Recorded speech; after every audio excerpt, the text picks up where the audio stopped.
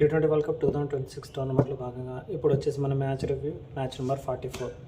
ఈ మ్యాచ్ వచ్చేసి between Zimbabwe versus West Indies. Okay, ఇక ఈ మ్యాచ్లో ఫస్ట్ వచ్చేసి వెస్టిండీస్ టీం వాళ్ళు బ్యాటింగ్ అయితే చేశారు. వెస్టిండీస్ టీం వాళ్ళు 20 ఓవర్స్కి గాను వాళ్ళు 254 ఆర్ 59, నాకు ఎగ్జాక్ట్ స్కోర్ తెలీదు, స్క్రీన్ మీద ఇస్తున్నాను చూసేయండి. అంత స్కోర్ అనేది వాళ్ళు కొట్టారు. ఇందులో బ్యాటింగ్ బాగా చేసేది మాత్రం షిమ్రన్ హెట్మైర్ 85 స్కోర్ ఏమో చేశాడు. సెంచరీ మిస్ అయ్యాడు, కొద్దిగా ఉంటే సెంచరీ అయ్యేది. ఓకే, ఇక దాని తర్వాత రోమన్ పావల్ కూడా ఐ థింక్ హాఫ్ సెంచరీ చేశాడు. ఇక మిగతా బ్యాటర్స్ కూడా వాళ్ళ కాంట్రిబ్యూషన్ అనేది ఇచ్చారు. ఇప్పటి వరకు ఈ టోర్నమెంట్లో ఇదే హైయెస్ట్ స్కోర్. ఓకే, అరౌండ్ 250+ ఏమో ఉంది. ఇక 254 ఆర్ 255 ఆ టార్గెట్ తోటి జింబాబ్వే వాళ్ళు బ్యాటింగ్ వచ్చారు.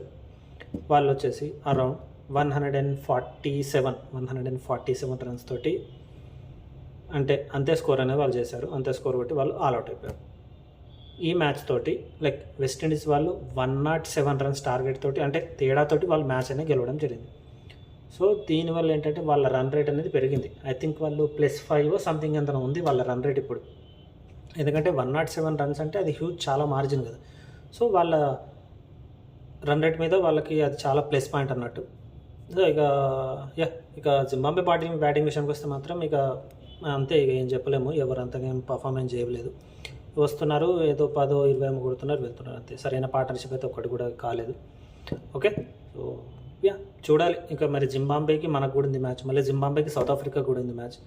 ఇక దాంట్లో వాళ్ళు ఇక గెలిచి మరి కరెక్ట్ హ్యూజ్ రన్ రేట్తో వాళ్ళు గెలిస్తే వాళ్ళకు కూడా ఛాన్స్ ఉంటుంది. సో చూడాలి నెక్స్ట్. ఓకే, సో ఇది మ్యాచ్ మీద నా రివ్యూ. మ్యాచ్ మీరు చూసుంటే మరి మీకు ఎలా అనిపించింది కామెంట్ చేయండి, షేర్ చేయండి. నా ఛానల్ వస్తే నా ఛానల్ సబ్స్క్రైబ్ చేసుకోండి. ఓకే, అప్పటి వరకు ఉంటా. This is Vikram Rathod signing off.